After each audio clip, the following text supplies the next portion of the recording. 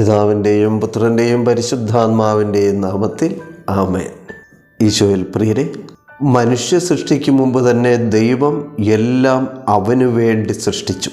ഈ പ്രപഞ്ചം നോക്കി ദൈവം നമ്മെ എത്രമാത്രം സ്നേഹിക്കുന്നുണ്ടെന്ന് പറയാൻ കഴിയണം.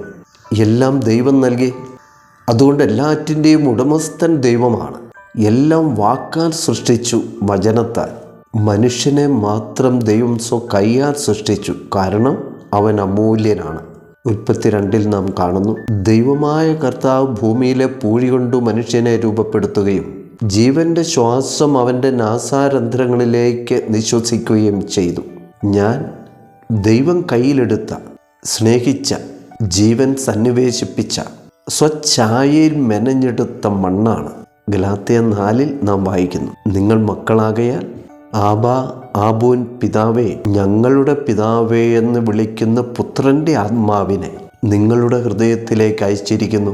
അതിനാൽ നിങ്ങൾ ഇനി ദാസരല്ല, മക്കളാണ്. മക്കളെങ്കിൽ ഈശോ മിശിഹാ മൂലം ദൈവത്തിൻ്റെ അവകാശികളുമാണ്. ദൈവം എന്നെ സ്നേഹിക്കാൻ തുടങ്ങിയത് എന്നു മുതൽ ജെറമ്യ 1 നാം വായിക്കുന്നു, മാതാവിൻ്റെ ഉദരത്തിൽ നിനക്ക് രൂപം നൽകുന്നതിന് മുമ്പേ ഞാൻ നിന്നെ തെരഞ്ഞെടുത്തു, ജനിക്കുന്നതിന് മുമ്പേ ഞാൻ നിന്നെ വിശുദ്ധീകരിച്ചു. സങ്കീർത്തനം 139 നാം വായിക്കും, എനിക്ക് രൂപം ലഭിക്കുന്നതിന് മുമ്പ് തന്നെ അവിടുത്തെ കണ്ണുകൾ എന്നെ കണ്ടു.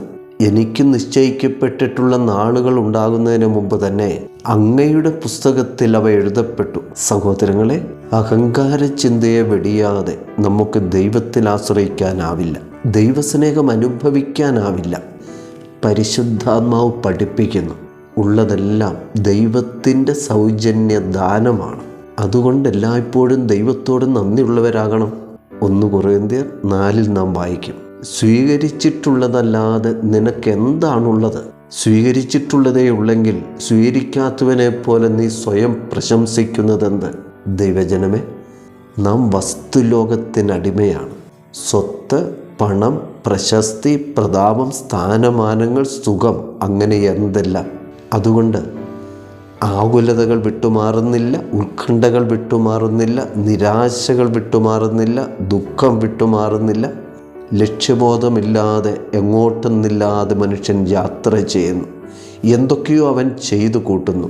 ലോകത്തിന് പിറകെ ഓടുമ്പോൾ നാം ഓർക്കുക, ദൈവത്തിന് സ്വത്തോടെയും സ്വത്തില്ലാതെയും നമ്മെ സ്നേഹിക്കാനാകും, സംരക്ഷിക്കാനാകും.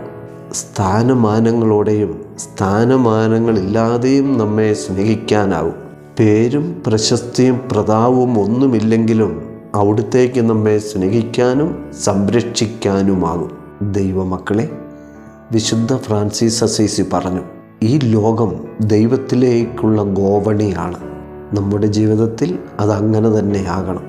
ഈശോ മിശിഹായ്ക്ക് സ്തുതിയായിരിക്കട്ടെ.